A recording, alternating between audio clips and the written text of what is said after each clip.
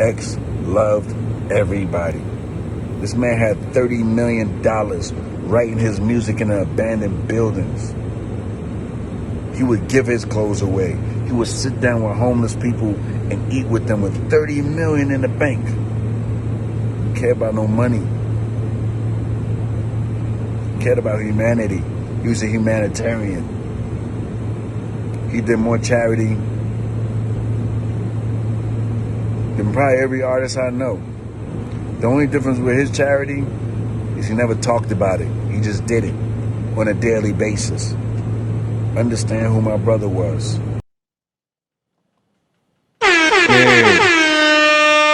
Man. I'm gonna just let Moose go. Let Moose go. Yeah. Man, and I kind of started there. I did go to it a little early, but man, this rings on so many levels. You know, a lesson that I think a lot of people can benefit from, especially in today's age where, again, it's so easy to pull out your phone and document you doing good. All right. And I know, again, to some extent, and we've talked about this on previous episodes, and kind of like we're trying to see a fine line in it. Like, man, I know you're trying to promote doing good, or you're giving a cool thing to do, but it defeats from the purpose, like the reasoning behind why we should help. It's not to expose the person in need, right? Like, think about it this way. And this is why, and I don't mean to do like a reverse psychology, but I think we got to sometimes like take a walk in somebody else's shoes. Do you think the person who's down and out wants to be a part of your video because they need your money? Like, really think about that. Do you think because the person is in need, they signed up to be an actor and play the poor man or the poor woman or the poor child in your video? They didn't sign up for that role. Just like many of us are always like, man, why is the black person always the criminal? Why is the Muslim always the terrorist? It's the same thing. Like, when you go out and in your video of giving to popularize what you're doing, you're really making it a personal agenda to like showcase the giving. That's what you're doing. All right. You're maximizing the person in need, or you're doing that for someone who didn't sign up for it. So I think, you know, again, moments like this, and I love this episode. I love some of the stuff that's coming out from it, because it does allow us to reflect as individuals in our daily walks and how we manage businesses and brands, and say, okay, really, truly, how can I do things differently? How will my impact be remembered here on this earth? So yeah, Nick, this one is, this one is, it's tough to get around, because we know how popular it is to do those things today. So I'm hoping that we'll be able, through your genius and this show, be able to figure out the way to make giving a really cool thing and promote giving without using that form of promotion as the way to do so. So, see, because I'm going to try not to like drop certain situations that we've seen that is just like, come on now. But let's go with the first part, right? So the fact that it's, and you know, everybody knows how big I am on Nip, right? And so the two things, like the thing that they both, and the crazy thing is that they met, right? The crazy thing, there was a clip of Nipsey and DMX talking and everything like that, right? The two things, the one thing that they have in common is that they were big on the community. They were big on giving back, right? It wasn't about them. It was about making sure others look great. And it didn't matter how people would think of them, as long as others were good, right? Now, two different brands. DMX is a very low key, didn't care about the cars, houses, all that great stuff. Like Swiss said, he had 30 mil in the bank, you wouldn't have never known. Where Nip did show a little bit of reward of him, but not necessarily a flash of him, right? It wasn't, this is all the stuff that I have, this, that, and the third. But he did play the game that he is in. DMX did not care about the game and the industry that he was in. He had a higher purpose that he followed and didn't necessarily care about the industry, right? And the fact that when Swiss said he did it every single day, we just never saw it. We never saw it. And that right there, because we didn't see it, we don't question it. Mm-hmm. You know? Yeah. It goes to a more secure vibe of, I'm doing this and I know I'm good, right? I know that what I'm doing will last longer than a video, that will last longer than those views that I may get at that moment.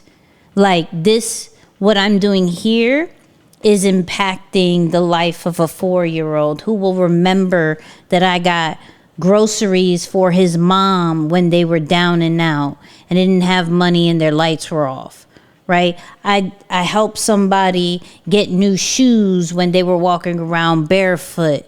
Like, I think implanting memories lasts longer than something that could be on your social media when it comes to a giving and serving vibe. Now, I get it. You know, some people are like, they won't believe me if I don't show it. They may think this, they may think that. You allow people to say your legacy, not social media. And granted, I'm huge on social media. Like, not me personally, like, I got numbers, and that's not what I'm saying, okay? No. That was not a flex. Meaning, it was definitely not a flex. Don't be like, people be like, what? No, you're not. Right. But what I mean by that is, like, I'm big on utilizing social media as a tool to expand who you really are, right? Mm-hmm. I'm big on that. But at the same time, I'm not big on creating content just so it makes you look good. Just so you can do the see what I do, see what I have, see what I do for other people. Let other people be the testimony. Not you saying, this is what I've done. Hey, let me give this to certain media outlets and put that in their ear so they could showcase it on their platforms and things like that. Why? Because people who do that indirectly are still selling. So if you were doing something and then showcasing it here and there, people are going to instantly think, yo, who is this person? They're really good. Let me get to know them more. Well, haha, I have a program. I have an ebook. I have this. I have that. Since you're on my page, you might as well get that. So you think you're showing good when in all actuality, you're still selling. It's just called indirect selling. Yeah. And so if you intentionally wanted to help somebody, do it for them. Now, if they post it, that's on them. That's a different story, yeah. That's a different story, right? But if you are saying, yo, we're going to feed the homeless today. Ready to feed the homeless with me? Hello, feeding homeless. Bye. I am feeding them mashed potatoes. Play by play, no one cares. Come on, yeah. No one. They didn't sign up for that role, bro. Right. Yeah. And also, just like how Moose said, but I'm going to say it in a more direct way because he says it in a more nice way, right? Let's say I was broke. Praise God, that will never, ever happen. I will say never, right? Let's say I was broke, right? And I was down and I wanted Wawa. Shout out to Wawa. right? I wanted Wawa. If somebody was like, yo, I'm going to Wawa. Oh, she needs Wawa. Yo, look, I'm giving her Wawa. I don't want nobody knowing that I want Wawa. Right. I don't want nobody to know that I'm hungry. I didn't ask for this position. I didn't ask to be this hungry. I didn't ask to be part of the video. I didn't ask to be in the situation that I'm in. So if I'm not documenting my own flaws, my own downfalls and everything like that, who gives you the right to do that? Yeah. Yeah.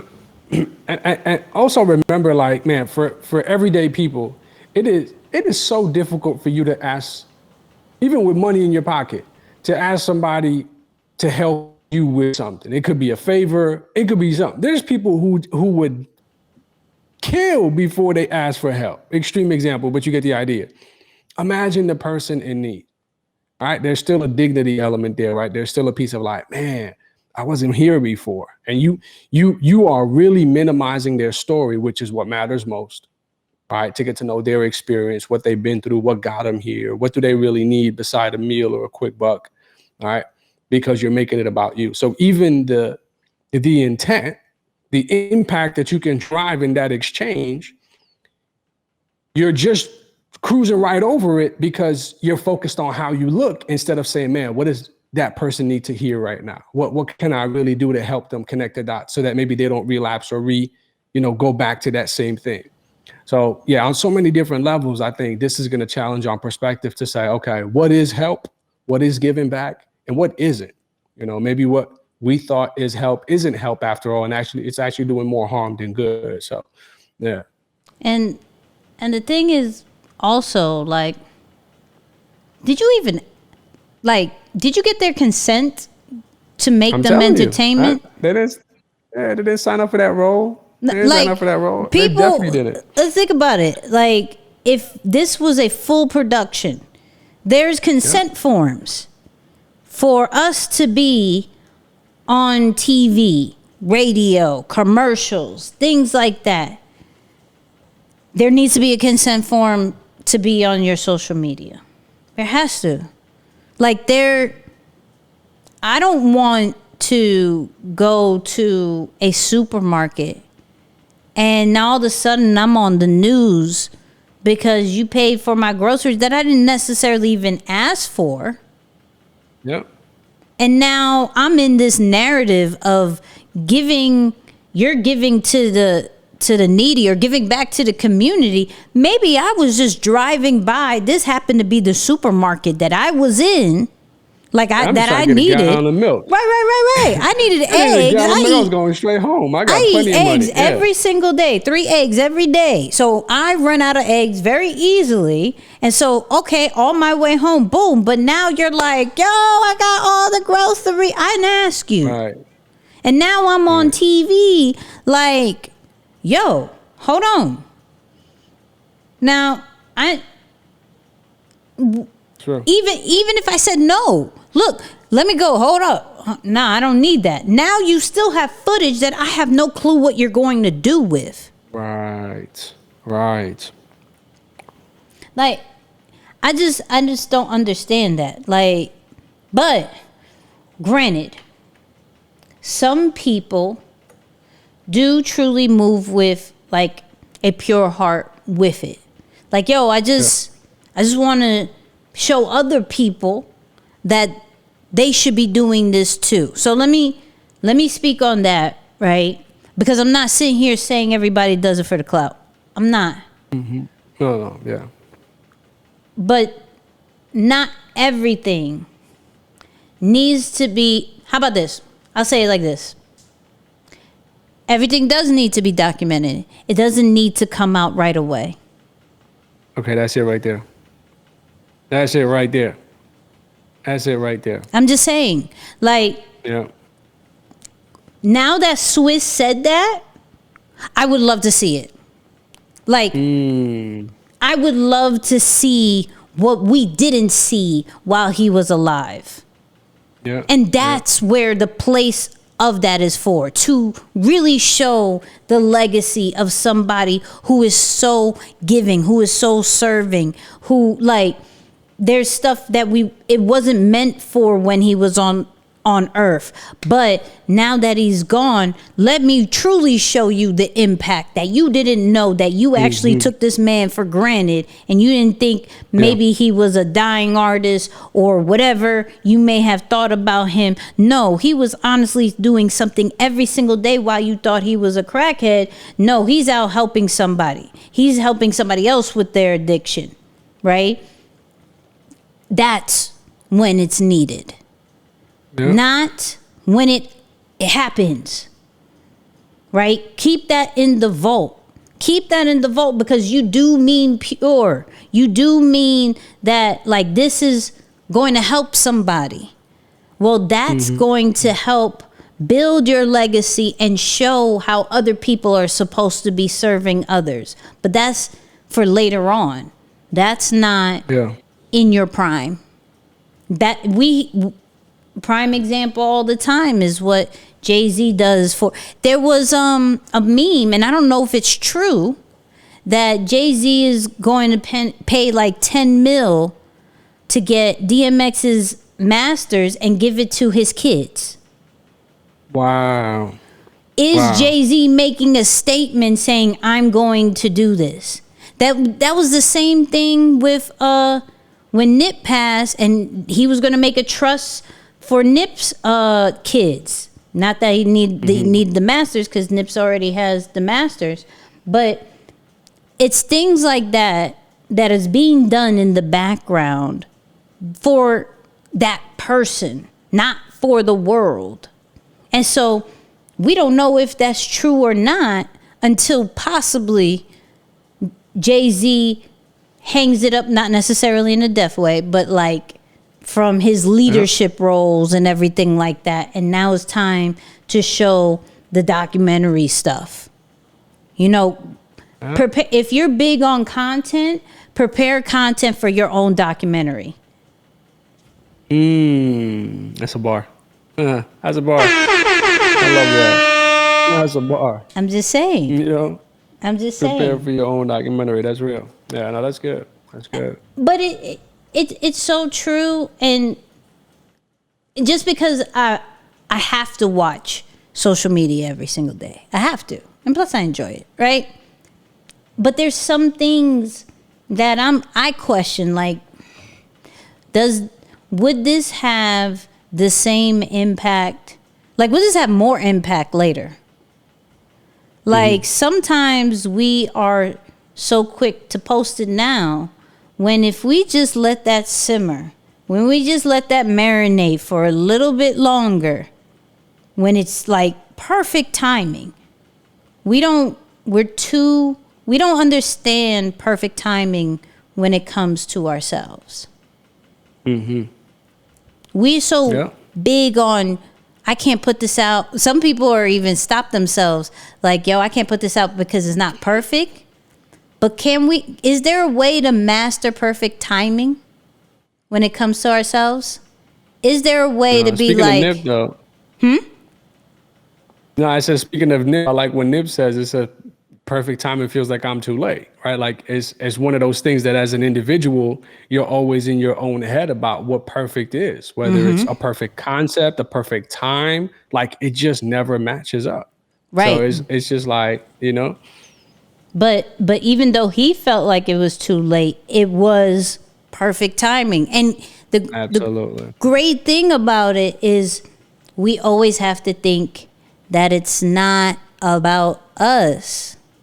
We have to always think about that. There's other factors of why something isn't happening right now.